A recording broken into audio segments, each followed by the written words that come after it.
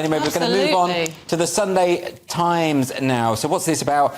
Multiple genders, this old chestnut, Lewis. Oh, this is, you know what, I don't know what to say about this because it's a nightmare. The Great Ormond Street, according to the Sunday Times, Great Ormond Street staff learn 150 ways to express gender because they're being trained by Global Butterflies, which is this kind of stonewall-y thing, by this other thing. And basically because the Tavistock was closed, yes, right? And because the Tavistock was closed, they had to move what the Tavistock was doing, which was castration of children, which is... The Tavistock wasn't actually castrating children. We have to be very clear about this. It was prescribing puberty blockers, which often lead to cross-sex hormones and sometimes irreversible and sometimes, surgery. Exactly. So sterilization. Sterilization. Whatever. I'm glad you came in and said, maybe this is...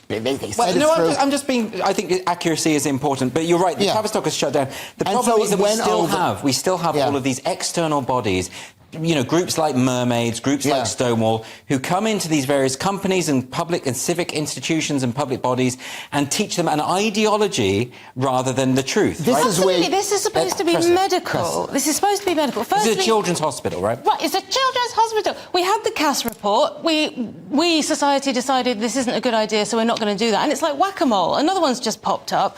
I don't understand why that's... The trouble is there are a lot of these high priests around. Well, you're focusing on the wrong... You're focusing on the wrong thing. The fact is... sorry. You're not sorry. I am not sorry. No, because this is horrible. This is Cressida, great. I think you should interrupt Lewis a lot more and not be repentant about it. This is an argument for having weapons. No, Global Butterflies. So Global Butterflies... Did she just threaten me? Oh, my goodness. Cressida, Global Butterflies. They're talking about transgender Marxism in a medical context. Why would you have that level of politics? I'm referring, as quickly as I can, to some of the resources that are suggested for the hospital staff. Yes. So they're directing them towards political material. Surely, in a medical setting, that's just inappropriate. Well, you know, it's a belief system, you know, and where are they going to stop there? Why not get some old priest in? Why not get some hook-handed Islamic radical? Exactly. The point is, I'm going to make the point. The point is the Tavistock Center has been closing, and who's going to be doing what the Tavistock Center did? Great Ormond Street Hospital, which has been beyond reproach. People have loved that place. Yeah, but they don't know what they're letting in. I mean, this is the real problem. They do know. What do you think? They're stupid? They're doctors. No, they don't. It's like with Stonewall. Lots of people think that well-intentioned people are saying, let's get Stonewall and teach about diversity. That's a good thing, right? They don't know that what Stonewall does is it teaches gender identity ideology, which is a basically pseudo-religious. You're basically calling the Great Ormond Street idiots, and I am not going that far. These people, if they, whatever it is, these people should be boycotted. Great Ormond Street Hospital. But you can't really do that if you have a sick child. You can't just boycott the hospital. You know what it is? No, but it's not that people are giving money to this thing. It's one of the major. I don't know how many tens of billions of millions of dollars. Is that a fair point? Well. You can't boycott a hospital. Why can't you? You can boycott giving them money, and that'll. The trouble is, this is everywhere. It's also in the NHS. Right, it's across the NHS, right? So this is.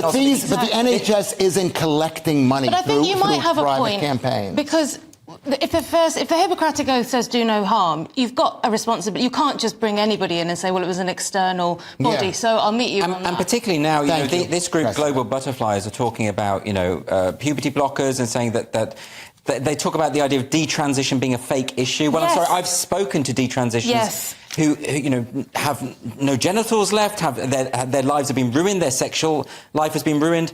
It's not a non-issue. And Great Ormond Street is going to be doing this. Even if...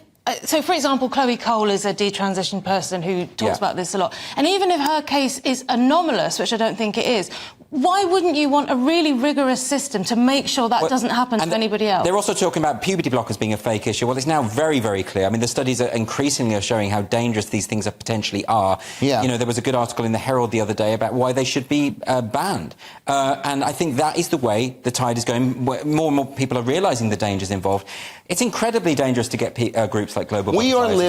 We are living. I've been reading a book about a guy who is a scientist.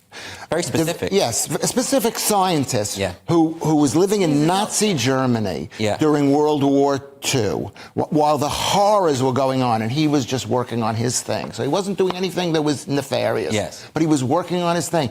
And he should have, and his family was being killed at the time. And he could have left the country, but he didn't leave. This great Ormond Street, if they are bringing these people in, then they are unfit to take care of children. Okay, very strong response from Louis. Oh, that is too strong. I want to apologize for that.